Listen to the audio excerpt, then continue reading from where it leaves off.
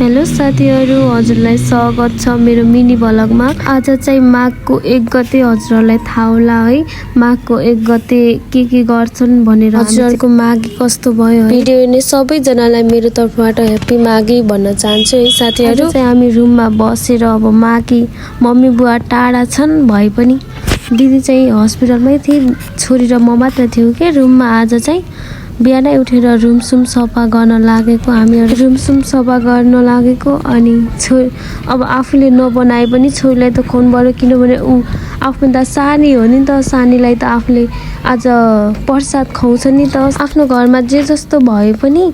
अनि आजको दिन चाहिँ आफूभन्दा सानो वा किशोरी वा आफ्नो छोरी जस्तोलाई प्रसाद खुवाउने चलन छ यहाँ हामीहरूको चलनमा। तर हजुरहरूको चलनमा के कस्तो गर्छन् त्यो थाहा भएन।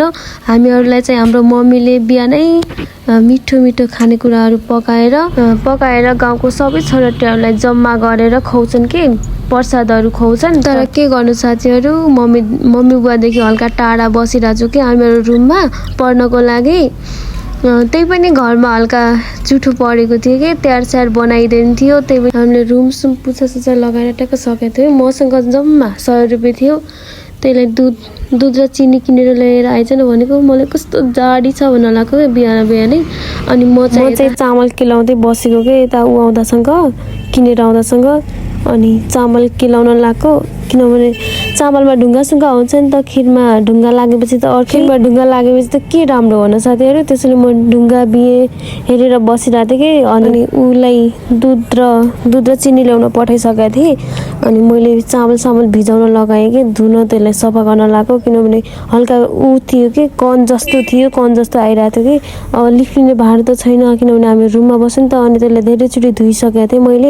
त्यति गर्दासम्म उसले दुध ल्याइसकेको थियो कि। चाहिँ मैले दुध र चिनी मिक्स गरेर त्यसलाई पकाउन लगाइसकेँ साथीहरू। अनि त्यो आउँदासम्म मैले चिया नि पकाइसकेको थिएँ कि। हल्का चिसो छ नि त, चिसोमा चिया खान त मजा त बेग्लै छ है साथीहरू। अनि यतिखेर हामीहरूको खिर पनि पाकिसकेको थियो, मैले सर्ट भिडियोमा हालेको ल। अनि खिर पनि पाकिसक्यो त के हुनु साथीहरू, 100 रुपियाँ पैसाले के आउँथ्यो र। खिरमा पनि त्यत्तिकै मिठो मात्र भन्नु थियो कि, अब के भन्नु। अनि यो चाहिँ सानो प्रसाद माघीमा भगवानलाई चढाएको। अनि कस्तो हुन्छ हजुरलाई थाहा होला होइन, मिठो भए पनि जे भयो नि प्रसाद थोरै भए पनि मिलाएर खानुपर्छ है साथीहरू।